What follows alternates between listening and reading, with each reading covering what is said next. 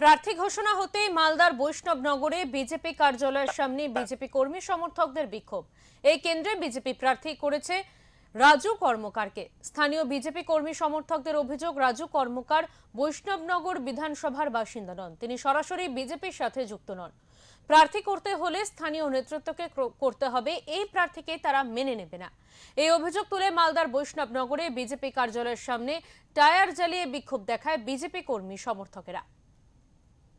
दूर हटो, भारत माता के, भारत माता के, बीजेपी बीजेपी जिंदाबाद, जिंदाबाद जिंदाबाद। বহিরাগত প্রার্থী মানছি না, মানবো না, বহিরাগত প্রার্থী হবে না, হচ্ছে না, বহিরাগত দূর হটো, এই বিজেপির পার্টি অফিসের সামনে আন্দোলন চলছে, চলবে, এই বহিরাগত দূর হটো, বহিরাগত প্রার্থীকে দূর হটো, ভারতীয় জনতা পার্টি সংগঠনের কাউকে প্রার্থী চাই। নরেন্দ্র মোদী বলেছিলেন পাল্টানো দরকার, চাই বিজেপি সরকার। আমরা বৈষ্ণবনগরের যুব মোর্চার পক্ষ থেকে আজকে বৈষ্ণবনগর বিধানসভার পার্টি অফিসের সামনে আমরা বহিরাগতকে মানতে চাই না।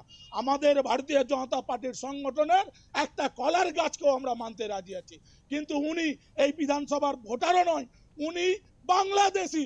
আজকে ভারতীয় জনতা পার্টি অমিত শাহ, নরেন্দ্র মোদী সবাইকে বহিরাগত ভাবে তাড়াচ্ছে।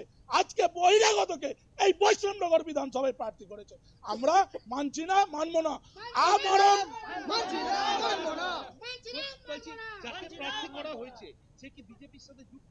কোন সময় সংগঠনের সঙ্গে যুক্ত নয়, উনি বিজেপির সংগঠন সম্বন্ধে একটা বুথ সভাপতির নামও বলতে পারবে না। আমার বিধানসভায় এখন বর্তমানে কত ভোট রয়েছে, কত জুডিশিয়ারি আন্ডারে রয়েছে, কত মৃত্যু ভোটার, কত শিফটেড ভোটার, উনি এখন পর্যন্ত জানে না। আমরা চাই আমাদের স্থানীয় বাসিন্দাকে আমাদের ক্যান্ডিডেট করা হোক। আমরা চাই আমাদের 100% মানে জিতা সিট যাতে আমরা জিততে পারি, জয় হতে পারি, সেটাই আমরা অনুরোধ করছি যে আমাদেরকে এই সিট জয়ের মুখে ফিরিয়ে এনে দেওয়া হোক। আমরা লড়াইয়ের মুখে পড়ে যাচ্ছি, বাইরের ক্যান্ডিডেট দিয়ে আমাদের সিটটা লড়াইয়ের মুখে পড়ে যাচ্ছে। আমরা চাই আমাদের স্থানীয় কোনো ক্যান্ডিডেটকে দেওক, সবার মুখে হাসি ফুটুক, আমাদের ব্লক হিন্দু সাংগঠনিক ব্লক, আমরা যাতে জয়ী হতে পারি।